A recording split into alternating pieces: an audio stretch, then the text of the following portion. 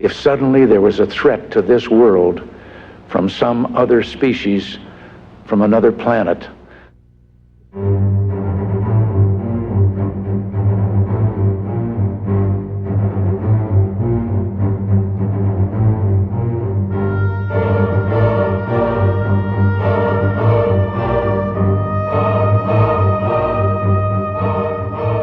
In our obsession with antagonisms of the moment, we often forget how much unites all the members of humanity. Perhaps we need some outside universal threat to make us recognize this common bound. I occasionally think how quickly our differences worldwide would vanish if we were facing an alien threat from outside this world.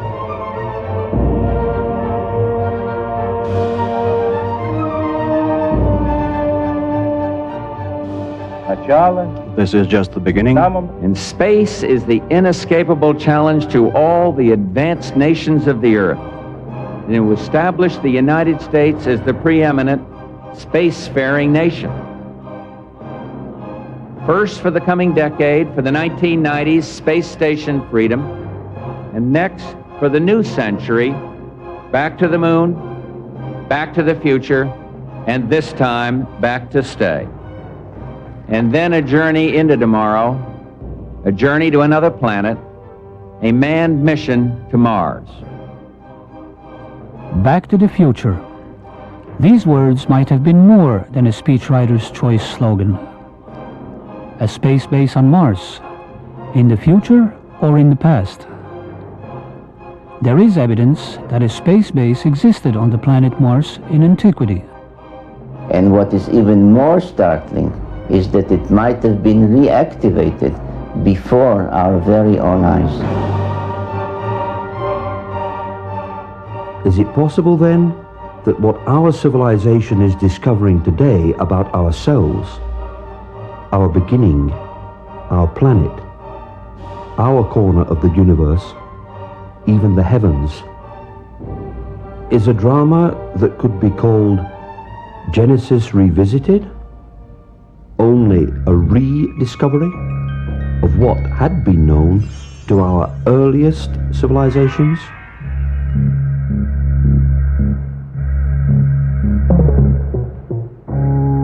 The last decades of the 20th century have witnessed an upsurge of human knowledge that boggles the mind.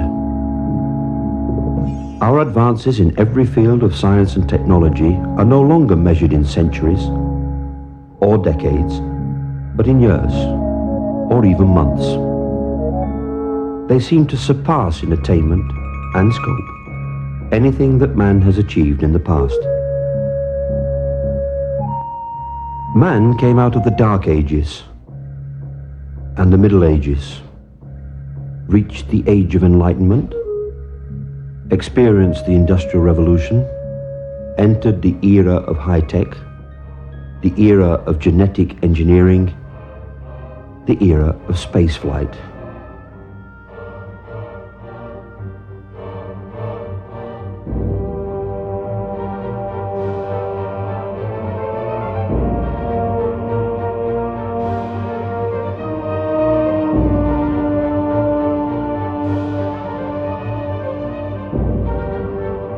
Big shadow. 4 forward, drift into the right a little. 30 seconds forward, drift. We copy you down, Eagle. The Eagle has landed. Astronauts who land like eagles. In antiquity, they were called Anunnaki, those who from heaven to earth came.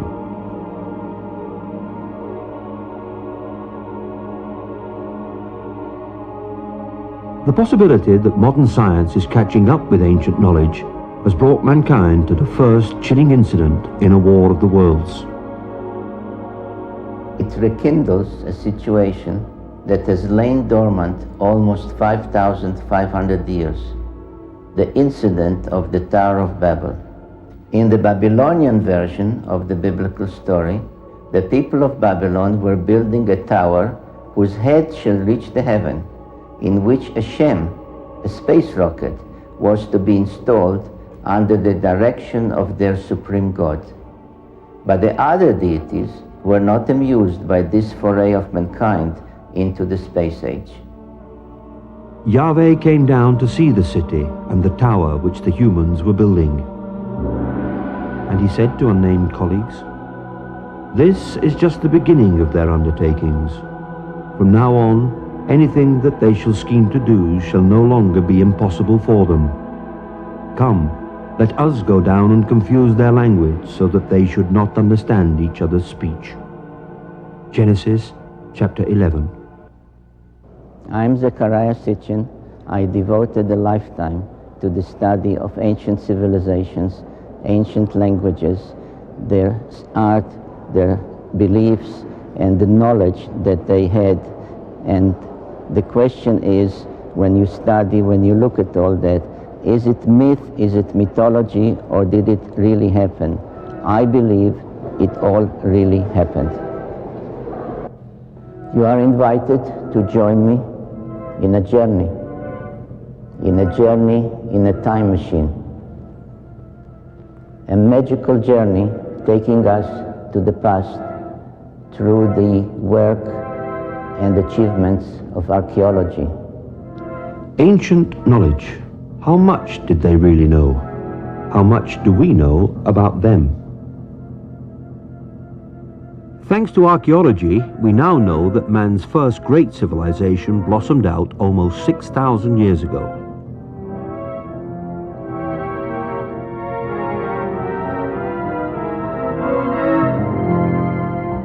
Older than the Greeks,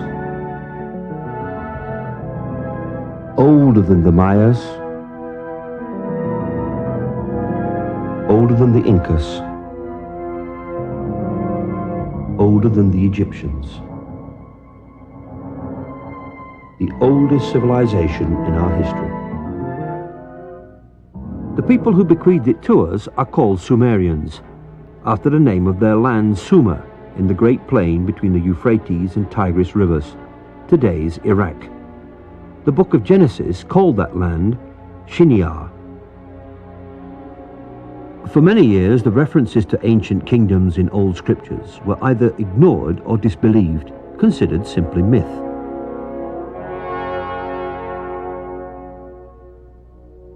We now know that they were historical records of real, flourishing, and incredibly advanced cultures. We are now entering a temple that is actually 6,000 years old. It is a temple that existed in a city called Erech, which until about 150 years ago was known only from the Bible, the biblical book of Genesis. And that temple was dedicated to a goddess, to a female called Inanna, known in later times as Ishtar. You can see here her features, a little damaged. Her divinity was marked by the pair of horns that she had. She held a jar with the water of life, and she was surrounded as a decoration, but perhaps also symbolically, with a symbol that some refer to as entwined snakes, which was the symbol of science in those days, 6,000 years ago.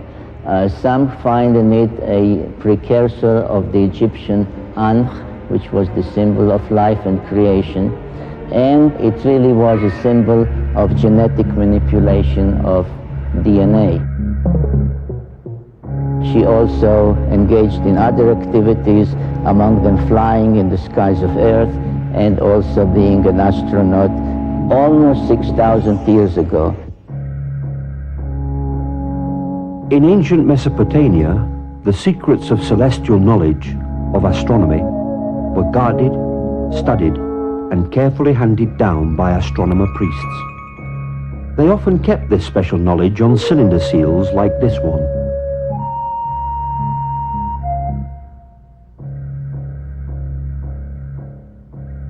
This clay tablet is the print of a seal about 4,500 years old.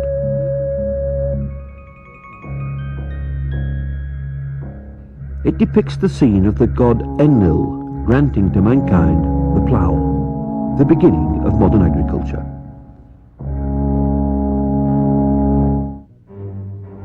But very interestingly, we see at the top here, as the background of the cylinder seal, a depiction of the complete solar system, with the Sun in the center, and all of the planets we know of in their correct order, with their correct sizes.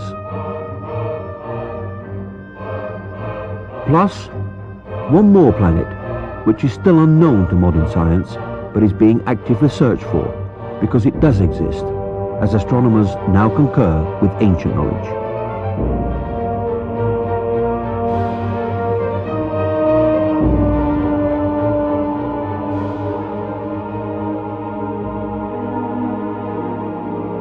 The heavens bespeak the glory of the Lord, and the vault of heaven reveals his handiwork.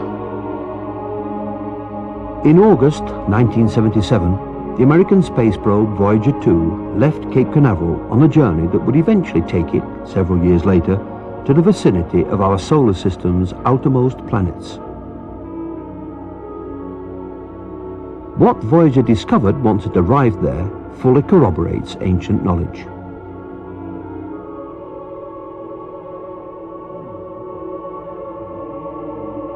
Oh my God! For the first time, man is actually seeing Uranus. And it is exactly as the Sumerians had described it 6,000 years ago. Yes, no doubt, though they had no telescopes, the Sumerians did describe Uranus as Mash Sig, meaning bright greenish. The Sumerians also explained why Uranus is tilted. Uranus took an almighty bang early on. A collision with something the size of Earth, traveling at 40,000 miles per hour, could have done it.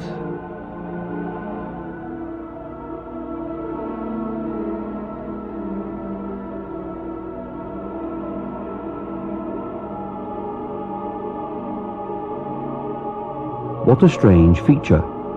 Is it artificial? Was someone there on distant Miranda in the past?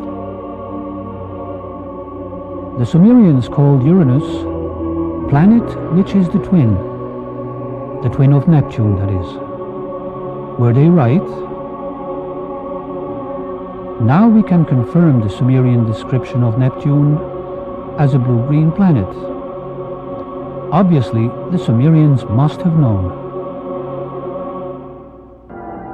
Is it possible that mankind is only just catching up with ancient knowledge? That the Sumerians were particularly at home with astronomy is evidenced by the fact that they had known, named, and listed all of the planets we know today, including those we ourselves rediscovered only in the past couple of centuries. Nudimud, the artful creator. Anu, he of the heavens. Anshar, foremost of the heavens. Kishar, foremost of firm lands. Rakish, the hammered bracelet. Lachmu, their god of war.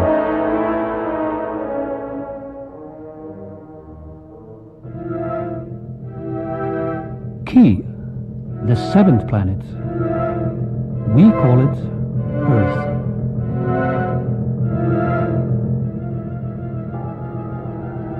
The seventh planet, the sacred number 7, 7 days in the week, 7 days of Genesis, 7 tablets of creation. Sumerian cosmogony answers many puzzles that still baffle modern science. Central to it was the tale of a celestial collision and knowledge of a solar system with 12 members. That ancient knowledge included the planets Uranus and Neptune, supposedly unknown until discovered in 1781 and 1846, and even Pluto, not discovered until 1930. But most surprising was the inclusion of one more large planet as the 12th member of our solar system. The story of this planet, as told by the Sumerians on their 7 tablets of creation, begins 4 billion years ago, when our solar system was much younger and our own planet Earth did not yet exist. Out of deep space, there appeared an intruder called Nibiru. Drawn into the center of our solar system, passing by Neptune and Uranus and Saturn and Jupiter, it faced an older planet called Tiamat.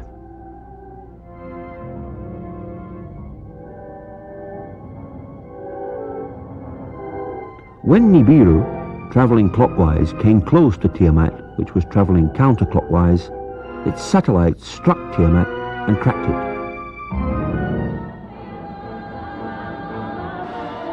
In a series of collisions, one half of Tiamat was smashed completely into bits and pieces. It became the comets, and became what the Bible and the Sumerian epic called the firmament, what we call the asteroid belt. The other half, what we now call Earth, was thrust into a new orbital position. It carried along Tiamat's main satellite, which became our moon.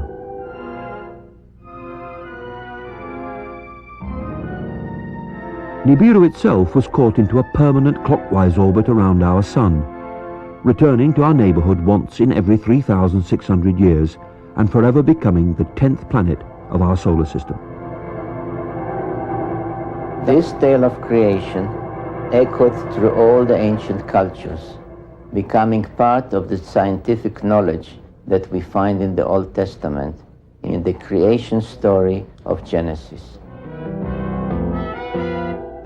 Modern astronomy and recent discoveries corroborate this millennia-old tale. So, according to ancient knowledge, Earth was not originally a member of the solar system.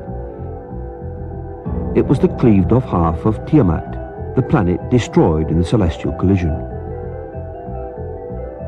And Elohim said, "Let the waters under the heaven be gathered together into one place, and let the dry land appear." And it was so. And Elohim called the dry land Earth, and the gathering together of the waters he called seas.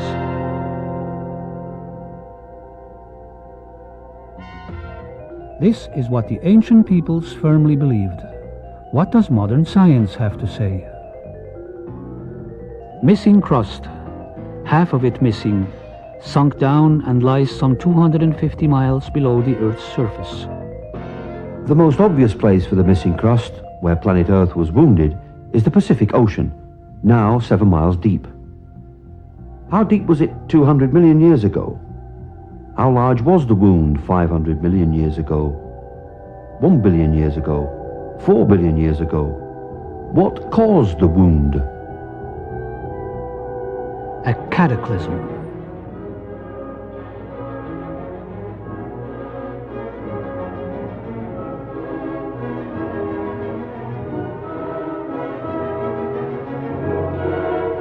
Seven tablets of creation, 7 days of creation. Anunnaki, Elohim, Enuma Elish, Genesis. When in the heights heavens had not been named, and below earth had not been called, naught but primordial Apsu, their begetter, Mamu, and Tiamat, she who bore them all. Their waters were mingled together. No reed had yet been formed, no marshland had appeared. Enuma Elish.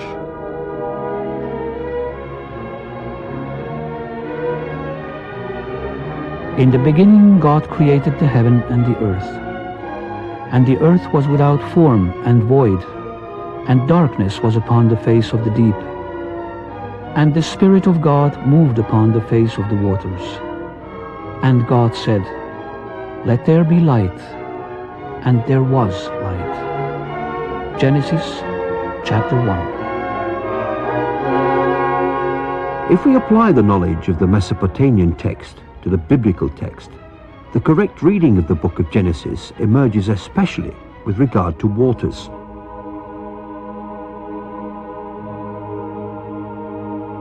And Elohim said, "Let there be a firmament in the midst of the waters, and let it divide the waters from the waters." And Elohim made the firmament, dividing the waters which are under the firmament from the waters which are above the firmament.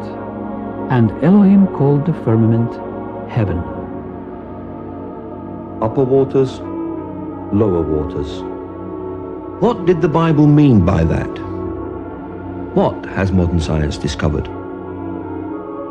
The Sumerians described Uranus and Neptune as watery planets.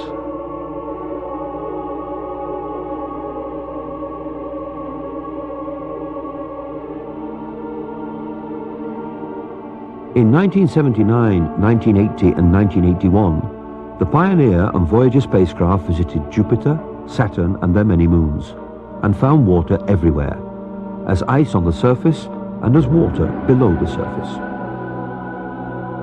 There was water on Io, a moon of Jupiter, and on Jupiter's moon Europa, on Saturn's moon Enceladus, and its moon Tethys, and in the magnificent rings of Saturn. Modern science has confirmed the ancient assertion to the full. There indeed have also been waters above the firmament. A most spectacular corroboration of the presence of waters above came with the return of Halley's Comet to our vicinity in 1986.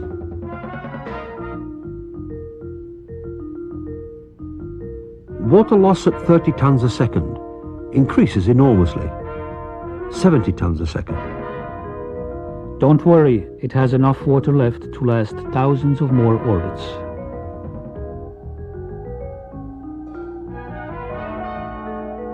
The core, half the size of Manhattan Island, contains melted ice.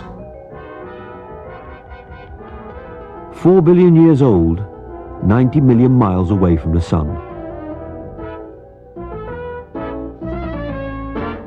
Halley's Comet has been visiting us roughly every 76 years. Was it known even in antiquity?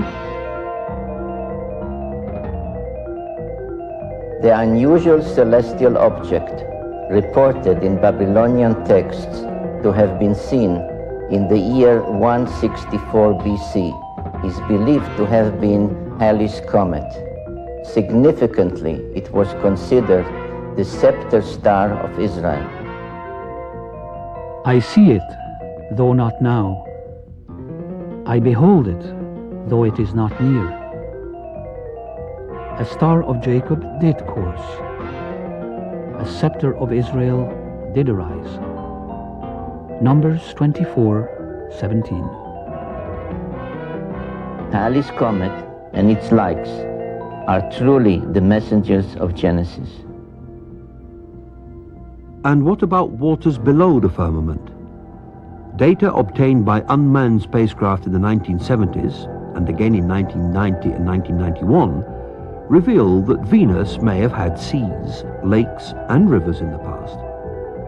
Even Mercury, so close to the Sun, had an icy past and still has water ice at its poles. When the Italian astronomer Schiaparelli announced last century that he had seen canals on Mars, he was disbelieved. So was the American astronomer Lowell in 1916. But the unmanned spacecraft sent to Mars by NASA found evidence of ample water in that planet's past.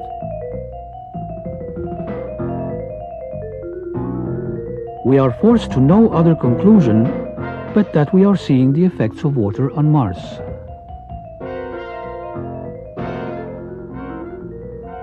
Mars once had enough water to form a layer several meters deep over the whole surface of the planet. So, what had started out as a dry and barren planet has emerged in the past decade as a planet where water was once abundant. Mars has joined Venus and Earth in corroborating the Sumerian concept of water below the firmament.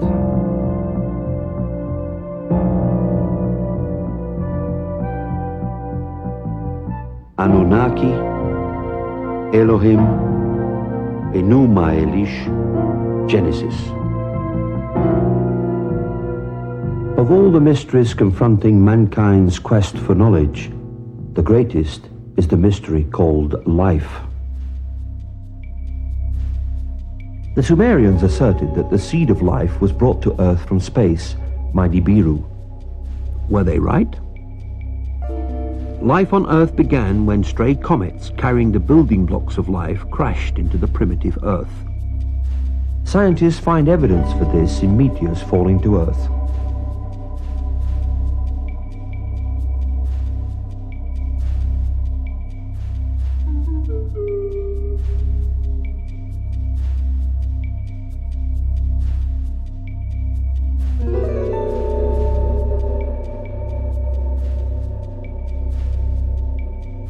What we are trying to find out in the meteorites is to see whether there are any of these molecules related to life. There are certain molecules like the amino acids which may be described as the building blocks of life. What does that imply is that all those events that led to life may be common in the universe. Directed panspermia is reviving the notion of seeding the Earth with the first organisms or spores from an extraterrestrial source. Not, however, by chance, but as a deliberate activity by an extraterrestrial society. 3.8 billion years ago, a primordial gene might have appeared whose message was the biblical injunction, "Go out into the world, be fruitful and multiply." This would be possible only in the case of extraterrestrial origin. Thus did evolution begin. As we read in the Bible, it was only after all the fishes of the sea, and all the fowl that fly the skies, and all the animals that fill the earth, and all the creeping things that crawl upon the earth, it was only then that Elohim created the atom. We are not the oldest story of evolution, only its last few pages. Let's get back to the Sumerians' oldest writings. We read that their creators were the Anunnaki, the people who had come to Earth from Nibiru.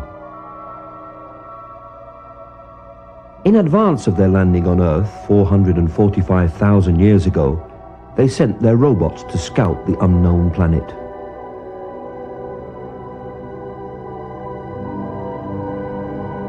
"150,000 years later, the Anunnaki created man. They made us Earthlings to mine in Africa the gold they needed to save their home planet's dwindling atmosphere. How was the atom created?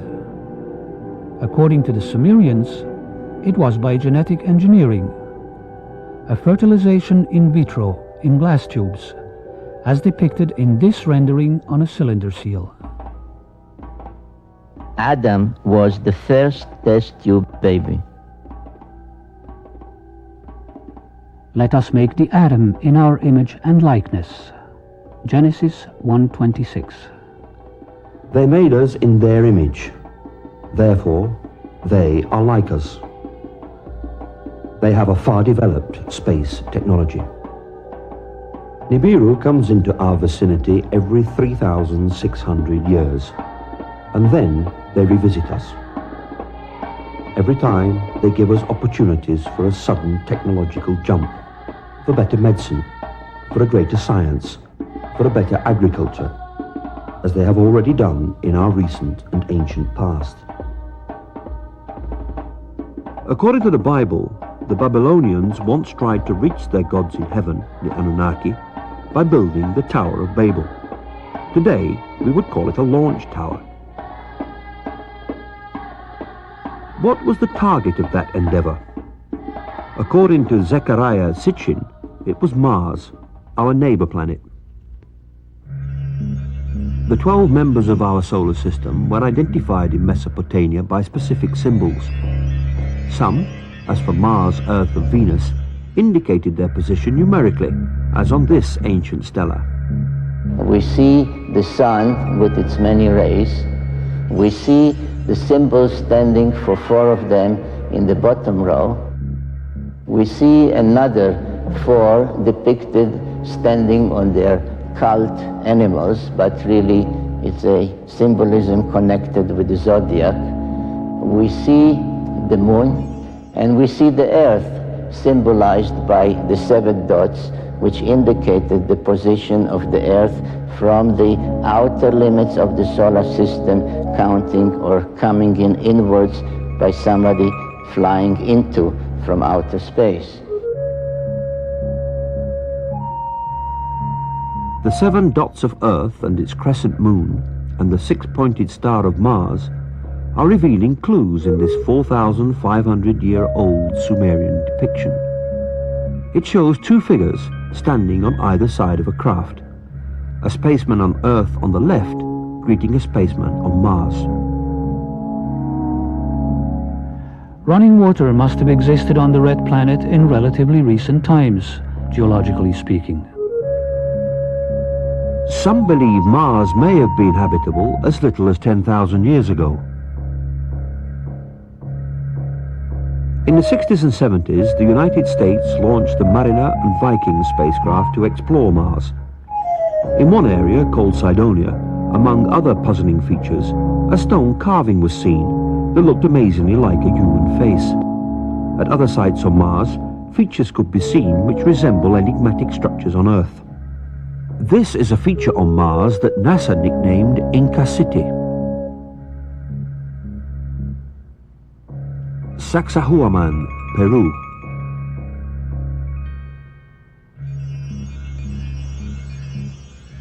Mars.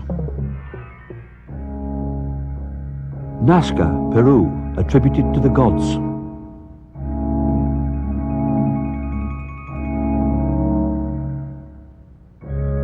I was especially intrigued by independent researchers' suggestions in their reports that the orientation of the face and adjoining pyramid indicated they were built in alignment with sunrise at solstice time on Mars about 450,000 years ago.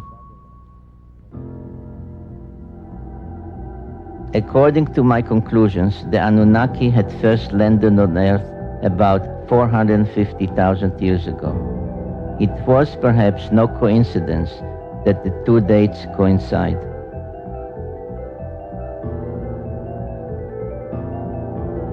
The only plausible theory is that someone, neither from Earth nor Mars, capable of space travel almost 500,000 years ago, had visited this part of the solar system and had left behind monuments both on Earth and on Mars.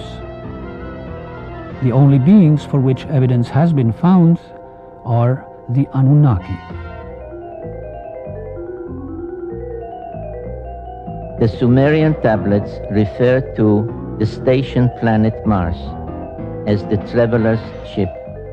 I've taken it to mean that it was at Mars that the Anunnaki from Nibiru transferred to smaller spacecraft to reach Earth orbiting stations. Not once every 3,600 years, but on a more frequent schedule. The actual landing on and takeoff from Earth were performed by smaller shuttlecraft. From some other species, from another planet. Mars, sometime in its past, was the site of a space base. The unexplained, abrupt end of a Soviet space mission in 1989 suggests that the ancient space base has been reactivated. In October 1988, the Soviet Union sent 2 spacecraft to investigate Mars, named Phobos 1 and 2, after one of Mars' 2 moonlets.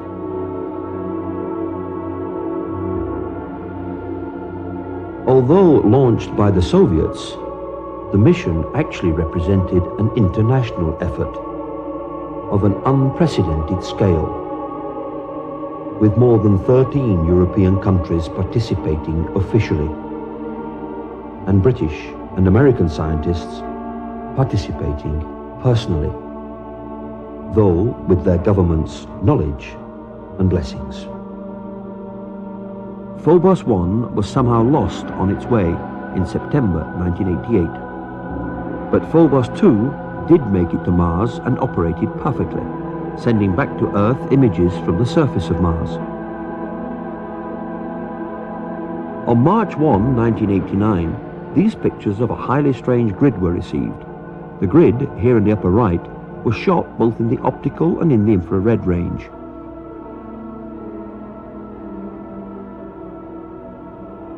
Later, they were merged into this composite. And here is what this amazing grid looks like once the optical image is enlarged. Then, for the next 24 days, no other pictures were released. On March 26, Phobos 2 sent back images, taken just south of the Martian equator, of this uncanny elliptical shape, aligned with this long linear strip stretching for 300 kilometers.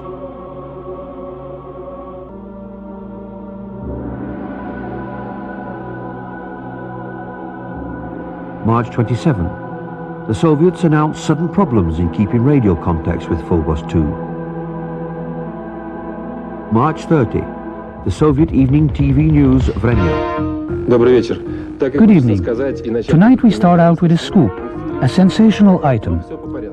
News of a report by Western observers that an accident, a catastrophe, has happened to the Soviet space probe Phobos, which is part of an international program in which some 40 countries participate. But now, the facts. This here represents a unique phenomenon. Before now, no one had ever taken such detailed infrared pictures of Mars. What part of the planet? This one here? Approximately, more or less in this area here, marked red. And then there is a very clearly outlined strip starting here and ending here. A strip about 20 to 25 kilometers wide, which is visible in both the optical and infrared range. These are shots taken on one and the same day. This shadow actually appeared all of a sudden. Why am I calling it a shadow? Because you can see things through it. So this is an object not suspended about the surface, but actually located on the surface itself? Yes, of course. This elliptical shadow then, is it in Mars' atmosphere or on the planet's surface? Or is it difficult to tell?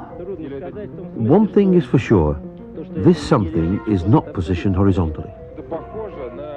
Well, to me it looks like a rocket taking off from the surface of Mars and leaving a trail behind. What do you think about that? Well, if you'd want to fantasize, it could be interpreted that way too. Now we think we ought to look at the real circumstances that have caused that trail, even though they haven't yet been fully clarified. That's more likely to be the shadow of some object, since surface elements can be seen through it.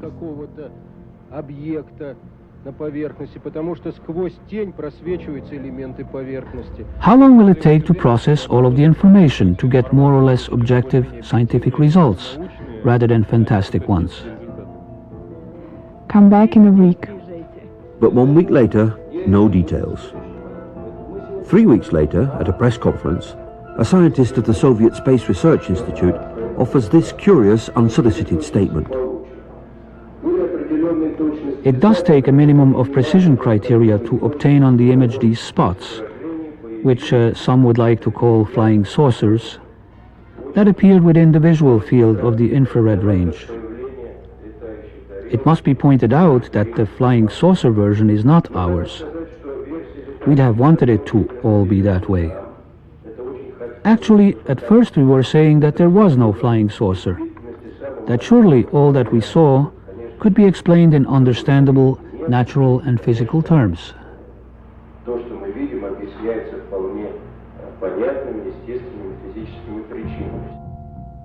5 months later, in September 1989, British Channel 4 runs a news special on the Phobos mission to Mars. Last year, the Soviets launched 2 spacecraft to the planet, both named after the Martian moon, Phobos. Their mission was to photograph Mars and land probes on its moon. One was accidentally switched off by a mission operator. But the second reached Mars and transmitted pictures that are still puzzling Soviet scientists. As it swung over the equator, it took pictures from a height of 6,000 kilometers. This is an infrared photograph. It shows differences in temperature. The dark patches are colder. This section covers 600 kilometers. It shows objects down to the size of 2 kilometers. It's the most detailed infrared picture of the planet's surface. We have some very, very thin lines on the surface of Mars in the infrared, which means it's heat. It's not visible, it's heat. You could see it through clouds if you wanted to. These have a resolution, these have a width, I would guess, of 3 or 4 kilometers wide. In answer to the question of what it is, I certainly don't know, and the Russians aren't telling us. Scientists are also puzzled by this shadow pictured on the surface of Mars by both optical and heat-seeking cameras. They're convinced it's a shadow because they can see objects on the surface beneath. But a shadow of what? Finally, there's the mystery of the vanishing spacecraft. The Russians have yet to release the last picture transmitted by Phobos before it lost contact with ground control. But the Russians have said that it shows an object coming towards the spacecraft, an object which, in their words, should not have been there.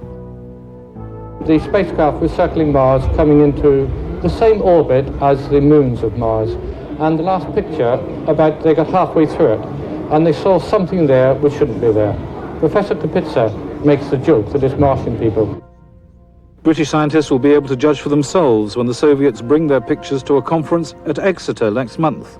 Because, of course, there must be a sensible explanation, mustn't there? But the Russians brought no pictures to Exeter. So, what about the spacecraft's disappearance? One possibility could easily be that a small meteorite, a small bit of rock, was in the same orbit of Phobos and hit it. But in an exclusive interview with us in October 1990 in Moscow, Professor Lev Mukhin of the Soviet Space Research Institute discredited the dust theory. There were attempts to hypothesize that there had been a collision between the space probe, which was then orbiting Mars in alignment with the orbit of Mars moonlet, and strands of dust surrounding the moon Phobos itself.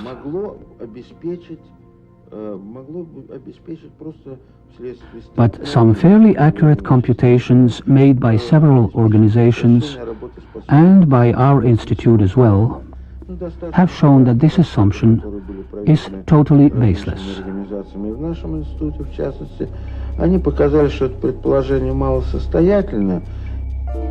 If not dust, then what? A long spell of silence followed until, in December 1991, former cosmonaut trainee and retired Soviet Air Force Colonel Marina Popovich held a surprise press conference at the Russian consulate in San Francisco, where she showed off this photograph, reportedly taken by one of the Phobos craft. It shows in the foreground a strange shape, which Marina Popovich called an unidentified flying object, what we refer to as a UFO, clearly set off against what appears to be Mars moonlit Phobos in the background.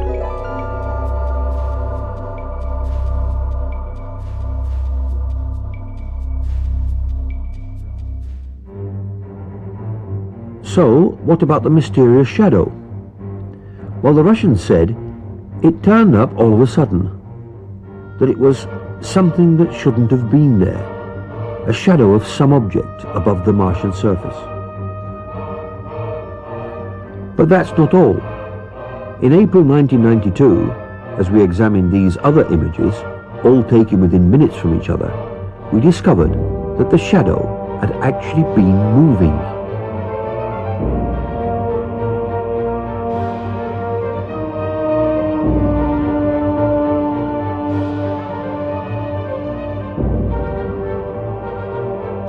So the mystery remains, what caused the spacecraft to destabilize?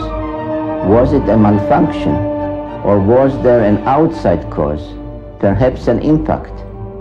The question that arises is indeed a simple one. Was the spacecraft Phobos 2 hit by something that put it out of commission?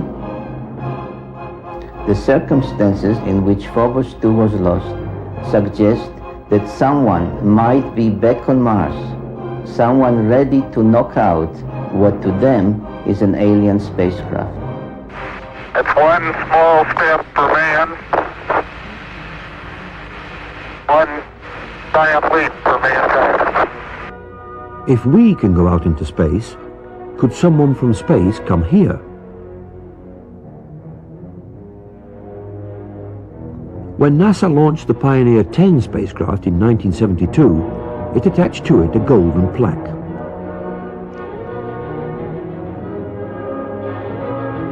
With this plaque, Pioneer carries a message to extraterrestrials about its home planet. Its symbols show the radio signature of our sun, where our planet is located, and what we looked like. As Pioneer 10 journeys on beyond the outer known planets, the data it is sending back is also being used to seek a possible 10th planet. Indeed, a March 1992 NASA press release stated, "Unexplained deviations in the orbits of Uranus and Neptune point to a large outer solar system body of 4 to 8 Earth masses on a highly tilted orbit, beyond 7 billion miles from the Sun." In the past 2 decades, astronomers have joined the search to look for one more planet in our own solar system. They designate such a planet Planet X, meaning both unknown and 10th.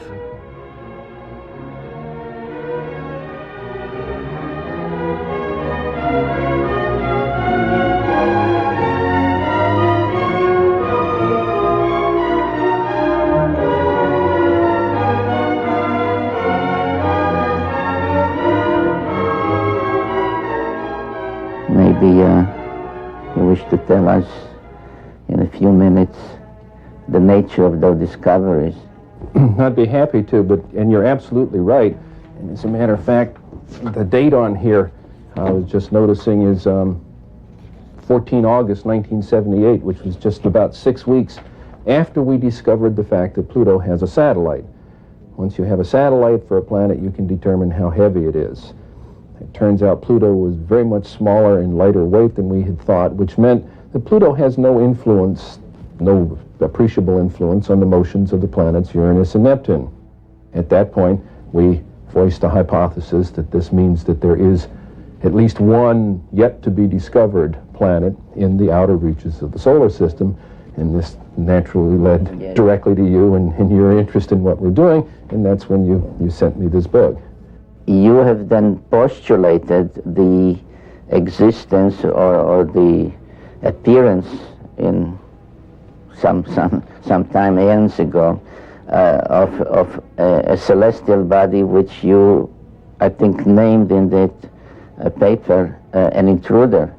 Yes. Which may have collided with or somehow turned on their side both Uranus and Pluto. It did a lot more than that, as a matter of fact. In that paper, we hypothesized that this intruder passed very close to Neptune, that it dislodged one of what we then think were many satellites of Neptune, and one of them became the planet Pluto. We actually think Pluto was an escaped satellite of Neptune. This will also take the orbit of Triton, the big satellite of Neptune, and reverse it. We'll take the orbit of the satellite Nereid and extend it outwards. We can produce all of the observed aspects of the satellite system of Neptune plus Pluto's orbit just with this one single intruding planet. One of the things we did in 1978, having made this prediction that there was an additional planet, 10th or 12th, depending on your point of view, but it's the next one, we sort of put our money where our mouth was, as it were, and we went out and we started looking for this thing.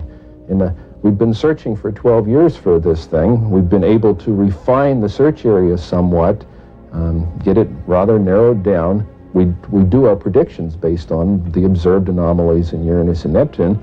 We actually are currently looking down in the region of Centaurus, which is just south of the constellation Libra, but very close to the area that you've talked about. I think, Dr. Harrington, you have a pretty good picture, at least in your own mind, of what we are talking about, a big planet, a small planet. Well, if it is in the kind of orbit that we describe here, it would have to be a planet that would have a mass something like 3 to 5 times the mass of the Earth. This would put it intermediate between the gaseous planets like Uranus and Neptune and the terrestrial planets that we have in the inner part of the solar system. So if this planet turns out to be in a 3,600-year orbit, then its mass will be correspondingly larger. But we're talking about something it's a perfectly reasonable kind of planet. It looks like a good, nice planet, small enough that it's not going to be completely enveloped in gas, so it's perfectly capable of supporting life forms of one kind or another. This one here is a map of the solar system as we know it. The inner planets, this is the orbit of planet Pluto, and this here is the orbit that I have proposed for the 10th planet, and here's where we think it is right about now in its orbit. This is your orbit for the planet, Yes. And showing that it would come out of Sagittarius in biblical time, and that once you allow for precession, it would be around into Libra by now, which is, again, approximately the area that we're looking in. If Planet X exists, we are not alone in this solar system. Astronomers are so sure of the 10th planet, they think there is nothing left but to name it. Alone he stretches out the heavens and treads upon the farthest deep. He arrives at the Great Bear, Orion and Sirius, and the constellations of the south. He smiles his face upon Taurus and Aries. From Taurus to Sagittarius he shall go. The books of Job and Amos. Is modern science really catching up with ancient knowledge?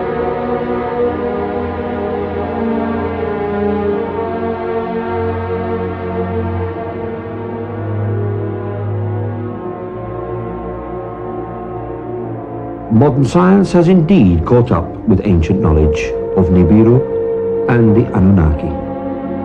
And man knows, once again, that he is not alone.